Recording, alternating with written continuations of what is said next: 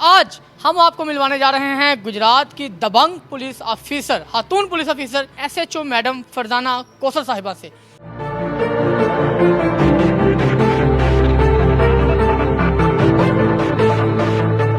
جی میں نے 2003 میں بطور اسسٹنٹ سب انسپیکٹر جو ہے وہ میں اس محکمے میں آئی تھی، اور اللہ کا شکر ہے اس وقت سے جو ہے وہ محکمے میں ہی موجود ہوں۔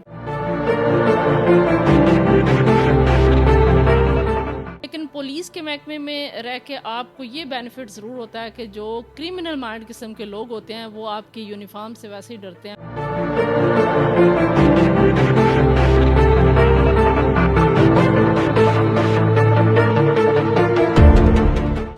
میاں بیوی کو ایک دوسرے کا لباس اس وجہ سے کہا گیا کہ ایک دوسرے کی خوبیوں اور خامیوں کو وہ جان رہے ہوتے ہیں۔ روز بروز وہاں پہ لڑائی جھگڑا کر کے اپنے بچوں کو کل کو ملک کو 5-6 نفسیاتی مریض فراہم کریں، اس سے بہتر یہ ہے کہ وہ پھر آپس میں سیپریٹ ہو جائیں۔ بسم اللہ الرحمن الرحیم۔ السلام علیکم ناظرین، GNC گلوبل کے ساتھ میں ہوں آپ کا میزبان ذیشان گجراتی، اور آج ہم آپ کو ملوانے جا رہے ہیں گجرات کی دبنگ پولیس آفیسر خاتون police officer in-charge virtual ladies police station SHO madam Farzana Kausar صاحبہ سے۔ آج کے پروگرام میں ہم ان سے کچھ شریفانہ سوالات کریں گے اور جوابات لیں گے، تو آئیے چلتے ہیں۔ جی ناظرین، ہمارے ساتھ موجود ہیں SHO virtual ladies police station Gujarat inspector madam Farzana Kausar صاحبہ، تو آئیے ان سے سوالات کا آغاز کرتے ہیں۔ السلام علیکم۔ وعلیکم السلام۔ کیسے ہیں آپ؟ جی اللہ کا شکر ہے، بالکل ٹھیک ٹھاک۔ اچھا محترمہ، بتائیے گا کہ آپ نے محکمہ پولیس کو کب جوائن کیا؟ جی میں نے 2003 میں بطور اسسٹنٹ سب انسپیکٹر جو ہے وہ میں اس محکمے میں آئی تھی، اور اللہ کا شکر ہے اس وقت سے جو ہے وہ محکمے میں ہی موجود ہوں، اور 2 دفعہ جو ہے وہ بیچ میں میری پروموشن ہوئی ہے، جس میں 2009 میں ایز اے سب انسپیکٹر، اور پھر 2023 میں انسپیکٹر پروموٹ ہوئی۔ تو آپ کی تعلیم کتنی ہے؟ ماسٹرز۔ ماسٹر کیا ہوا؟ جی ماسٹرز کیا ہوا۔ بتائیے گا کہ آپ کیا سمجھتی ہیں کہ خواتین کے لیے جو نا وہ گرلز کے لیے محکمہ پولیس ٹھیک ہے؟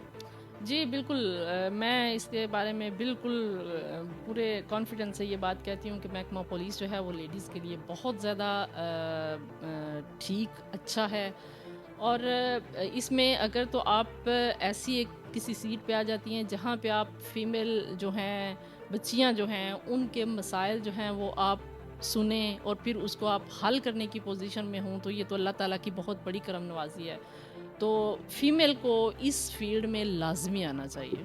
جیسے دوسری مطلب فیلڈ میں اکثر دیکھا جاتا ہے کہ جو فیمیل ہوتی ہیں انہیں جو نا وہ بہت سے مسائل کا سامنا کرنا پڑتا ہے ڈفرینٹ طریقے سے، تو اس فیلڈ میں بھی کوئی ہیں ایسے مسائل خواتین کو، مطلب کہ ڈیورنگ ورک کوئی ہوں؟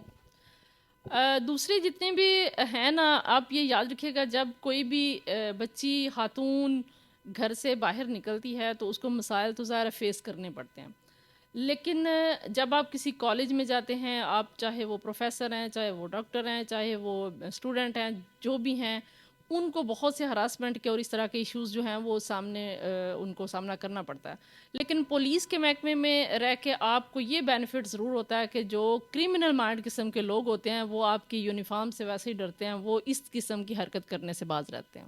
ٹھیک ہے، وطن عزیز پاکستان کی بیٹیاں ہیں جو، انہیں کیا کہیں گے محکمہ پولیس میں بھرتی ہونے کے حوالے سے؟ جی میں بچیوں کو بھی اور بچیوں کے والدین کو بھی میں یہ بات کہوں گی کہ جس طرح زمانہ چینج ہو رہا ہے، آپ یہ دیکھیں، اگر آپ بیمار ہیں، یہ آپ کو پتہ ہے کہ بہت سی چیزیں، بہت سے معاملات زندگی کے ایسے ہیں جن سے آپ بھاگ نہیں سکتے۔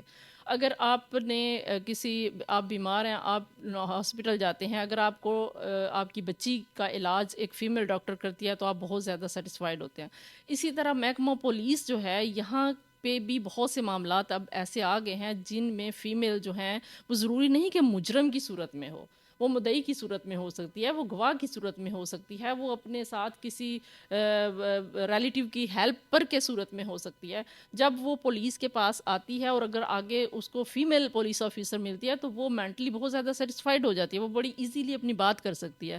اور اگر پڑھی لکھی بچیاں اور ان کے والدین جو ہیں وہ یہ نہیں سوچیں گے کل آگے ہمارے پاس پولیس میں لیڈیز پولیس نہیں آئیں گی، تو پھر فیمیل کے معاملات حل کرنے کے لیے ہمیں دوبارہ ظاہر ہے وہ میل جو اسٹاف ہے اس کے پاس جانا پڑے گا۔ جو ایسے پیرنٹس ہیں جن کے اپنے لڑائی جھگڑوں کی وجہ سے ان کے بچے جو نا وہ مسائل کے شکار رہتے ہیں، آپ کیا کہیں؟ دیکھیں سب سے پہلی بات تو یہ ہے کہ اگر تو وہ دونوں کو اس بارے میں آپس میں بیٹھ کے بات کرنی چاہیے.